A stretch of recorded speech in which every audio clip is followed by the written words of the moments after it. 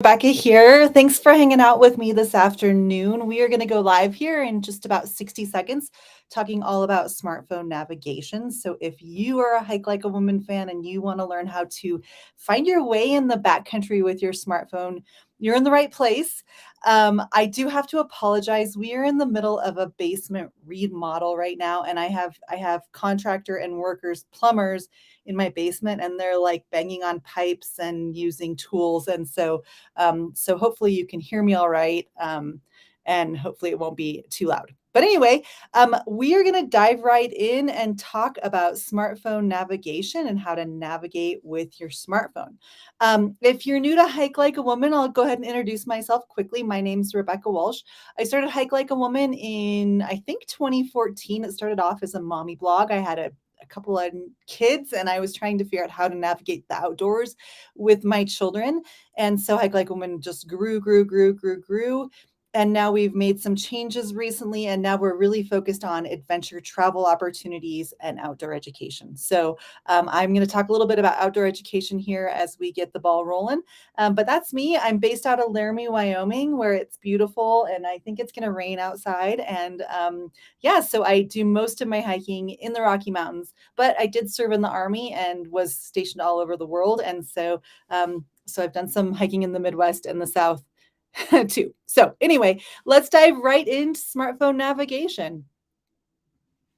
All right. So, smartphone navigation. I believe that most of us hike with a very, very powerful tool in our pockets, and that is our smartphone. And our smartphones actually have some incredible technology, and they're actually a very, very powerful tool that can help us find our way and stay safe in the backcountry.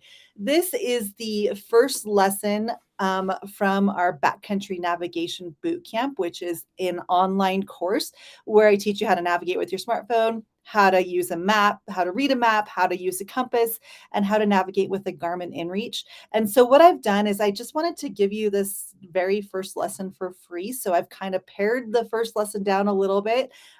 It's going to be for free here for the next 24 hours up on our YouTube channel and Facebook page. So, definitely share it with your friends if you find this information really useful. And I think you will.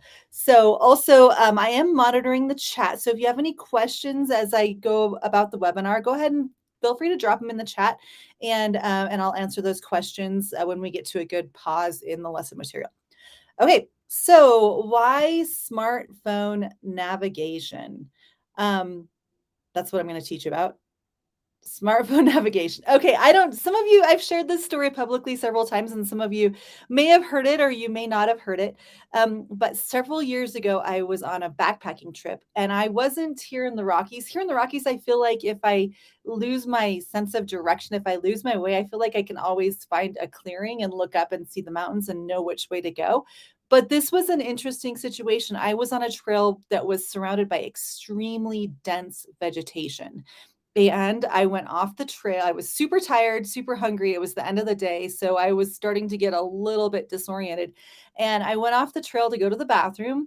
And in standard, leave no trace principle, I went about 200 feet off the trail. So 75, 80 paces off trail, went to the bathroom. And then I turned to go back to the trail, back to where I had come from, and I got to the trail. And when I looked both directions up and down the trail, it looked the same to me. I couldn't differentiate the trail from where I was. I didn't know. I was lost. I didn't know if I was supposed to go which direction I was supposed to go on the trail. But thankfully, I had my phone in my pocket. So I pulled out my phone and I knew that I was headed east down the trail. So I pulled out my phone, pulled out the compass app on my phone, and I was able to find east and then able to get down the trail in the right direction. And that's just a really simple story, but it happens a lot. A lot of times it's easy to get confused, it's easy to get twisted, turned around when we're hiking, especially when we have to go off trail to do something, or when we're hiking down a trail and we lose the trail, right? And so that's just an example of a situation when I was really thankful that I had my phone in my pocket and that I was able to pull up the compass on my phone and know which direction I needed to go down the trail. So that's why I'm excited to talk about smartphone navigation, and that's why I'm excited that you're here, and hopefully today you can take something valuable out of what I'm sharing. Okay, so that's why I think smartphone navigation is important. We are going to talk about a few things today. We are going to I'm just going to forward through the slide. So we're going to talk about how to use the GPS and the GPS assist on your phone. We are going to talk about how to use the Compass app on your phone. We are going to then talk about some of my favorite navigation apps and the apps that I actually use every time I'm in the backcountry, and the apps that I use when I'm guiding groups in the backcountry. And then we're going to finish by talking about a few ways to save and conserve battery power. If you're here, you're probably a hiker, so you probably already know those things, but we're just going to briefly touch on that because if you're navigating with an app in the backcountry, you're going through a lot of power. Okay, so let's talk about GPS first. So, most cell phones are equipped with a GPS and an assisted GPS. And both of these things, both of these GPS trans signals, that's the word I'm looking for, work together to provide a fairly accurate location information. And so I just want to briefly talk about the difference between your GPS and your assisted GPS. So the GPS on your phone gets information from the satellites that are orbiting the Earth, and um and and the disadvantage of that is sometimes the GPS on your phone is a little bit slower. It's a slower speed to pull up that information than the assisted GPS.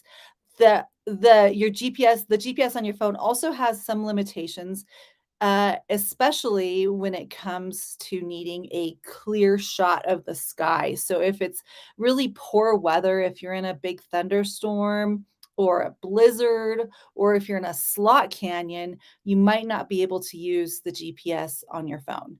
Your phone also has what's called an assisted GPS.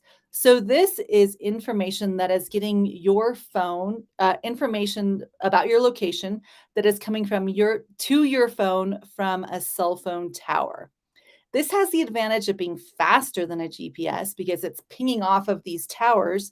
But you need to be near a cell phone tower in order to use your assisted GPS. So this is a front country tool, as we say in the biz here. And usually, if you're 10 to 20 miles from a cell phone tower, usually you can tap into that assisted GPS.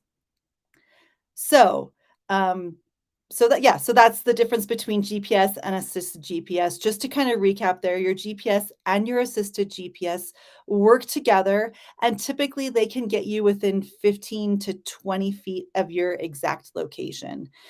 So in the backcountry, that's when we count on our GPS on our phone and not our assisted GPS if we're far from those cell phone towers.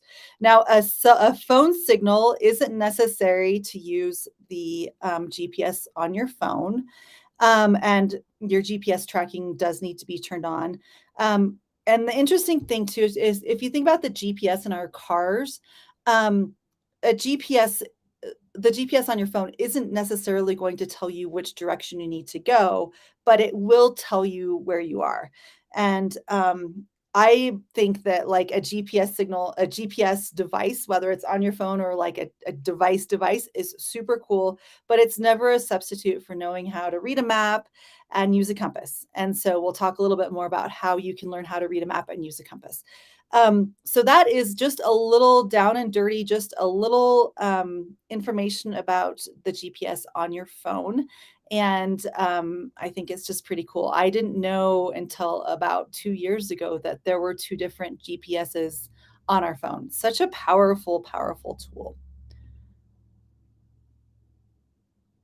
So next I want to talk a little bit about compasses. And I mentioned before when we started about how when I came out of the forest and I was trying to decide which direction I needed to go on the trail, I pulled my phone out of my pocket and used the compass to know which direction to go. So I'm an iPhone user. I don't have an Android, but I know that if you have an iPhone, there is a compass app that is like automatic. It's always on your phone. It's just there. I think it's one of those apps that most of us never even look at and never even pay attention to, but it's actually a very, very cool app.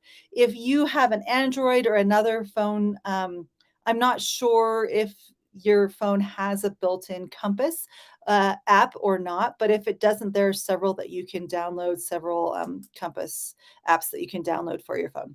So I just want to talk very quickly about compasses because I think the compass on our phones is so cool. So if you have your phone handy right now, go ahead and pull your phone out. And if it's an iPhone, go to the compass app. If it's an Android, see if you can download a compass really fast. But I'm just going to kind of walk you through how to use the compass here. So if you go to the compass app, and I think my next slide. Yep. Okay. So if you go to the compass app and pull it up, you will see the four cardinal directions. So you'll see north, east, south, and west there. So in this screenshot of the compass app on my phone, you can see that 112 degrees southeast. That would be our bearing. So that is the direction that this compass is facing on my phone. What's really cool is if you look down here, you can see these numbers, see where it says 41 degrees. Um, and that is our grid coordinates. And we'll talk if you take our backcountry navigation course, we talk more about grid coordinates there. But actually, if you tap on um, what was I gonna say? Okay, so yeah, so those are our grid coordinates.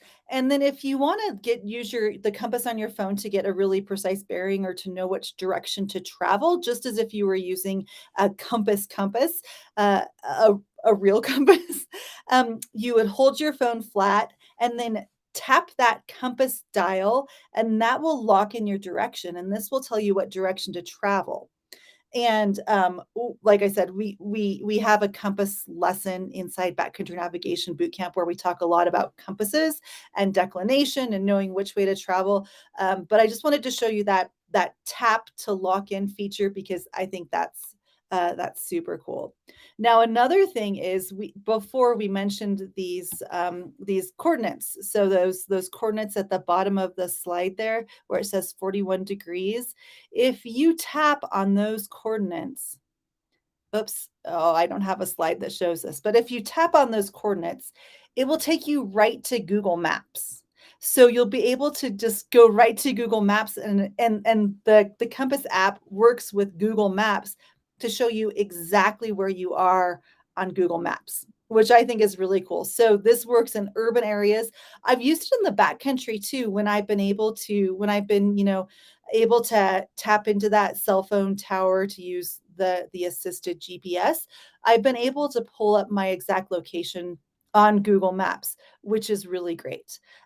So that's a fun party trick. The next time you're on a hike with your friends or the next time you're around town, you can be like, hey guys, check this out. You can pull out your compass, tap on the grid coordinates, and then it will take you right to Google Maps. Fascinating. It's just like the coolest thing. Okay, so we're kind of cruising through this information. Yeah, Shelly says, interesting. I didn't know that you could use Compass with Google Maps. Yeah, it's so neat. Yeah, yeah, very, very cool. So the other thing I want to mention is some apps that I use when I'm in the backcountry, and this is a screenshot of my screen here. These are my navigation apps, and you can see my Compass app in there that I use a lot. The other app that I want to mention is Avenza. So Avenza Maps, that's that's probably my second favorite app for finding my way in the backcountry. So it's an app, and most of the maps are free on Avenza.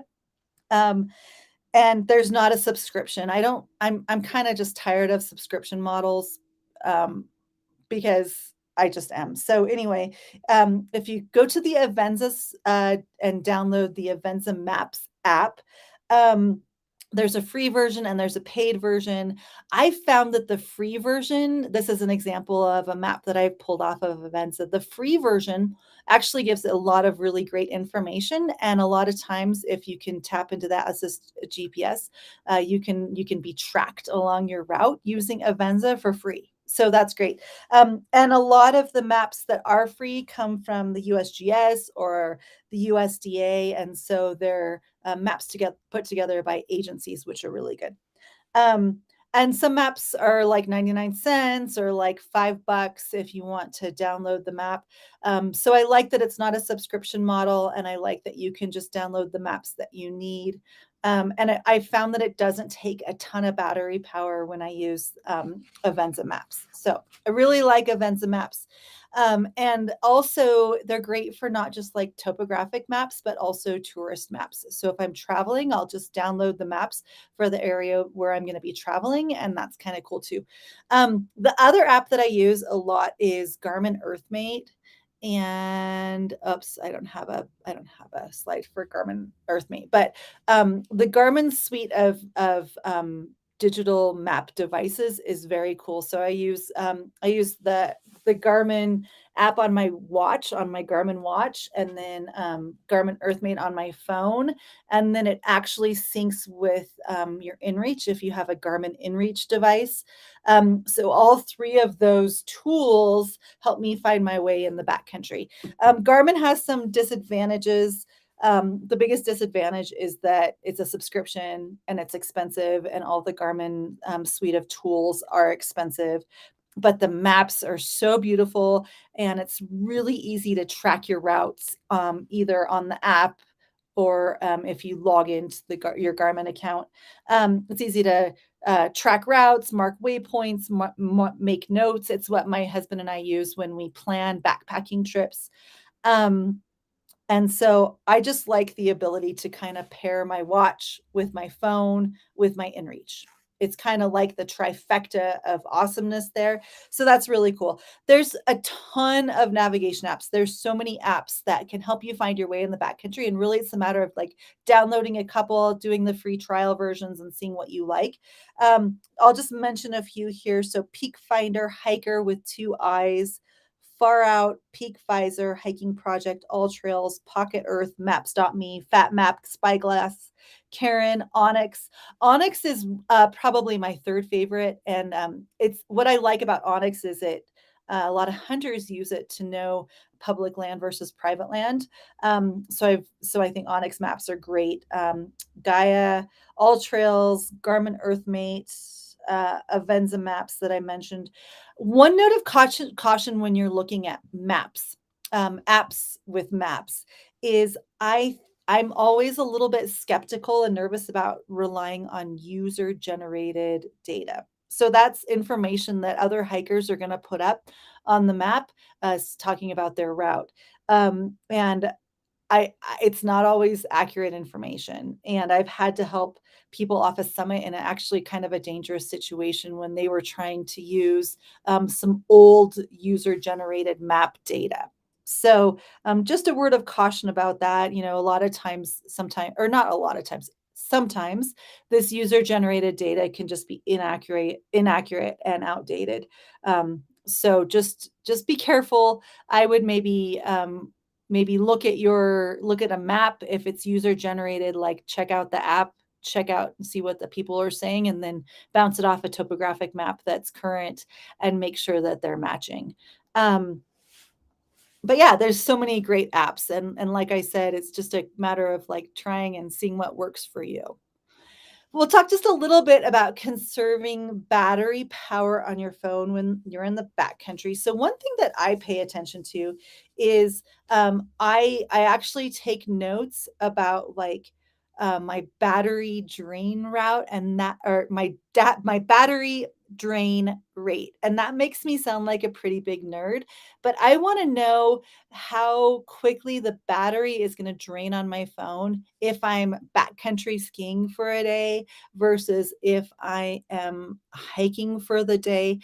Just kind of knowing how often I need to charge my battery really helps. Um, my husband and I were in Costa Rica about a month ago on vacation, and we were in a pretty remote place where we didn't have electricity, and we were paying really close attention to our battery drain rates because we had um, four battery pack charges or battery packs to charge our phones with us, but we also needed those to charge our watches and other things. And so we were really trying to pay close attention to battery power. So I think that's just something that's good to just pay attention to. You don't have to geek out and make notes like we do, but if you're a nerd and that's cool for you, then do it. The other thing is it's good to always start with your hike with a full battery charge. It sounds like a no-brainer and it seems silly to even say it, but there's a lot of times when we just don't know what's going to happen when we head into the backcountry. And so starting with the full charge, at least it gives me a little bit of confidence that if something happens, I'm going to be okay. Someone can find me. Also, I always put my phone in airplane mode, and your GPS will work. Your phone's GPS will work even in airplane mode. So that's important. I close all the extra apps on my phone. If the battery is getting low on my phone, I don't track my route. Um, I don't use GPS track mode.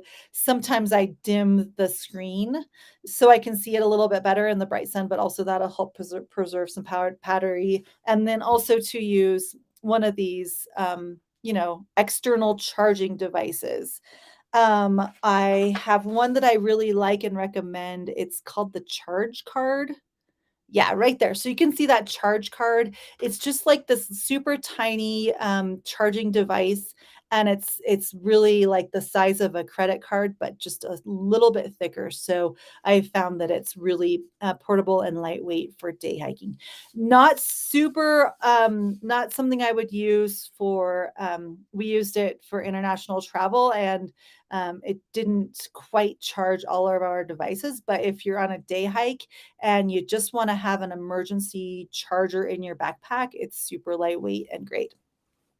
So that's kind of oh, wait, I have one more pro tip. So one thing that I think is really cool is a lot of times, in our backcountry navigation boot camp, we talk about a topographic map and the importance of having a map with you and knowing how to read the map and do terrain association and all of those things. Um, if you have a paper map, and even if it's just like a map that you got at a visitor center somewhere that's not even like a topographic map, I really recommend taking a picture of your map with your phone at the start of your hike. And that's because I've had maps blow away, I've had maps disintegrate in a snowstorm. And so I feel like redundancy in the backcountry is really, really important. And so, all of these tools we have are awesome.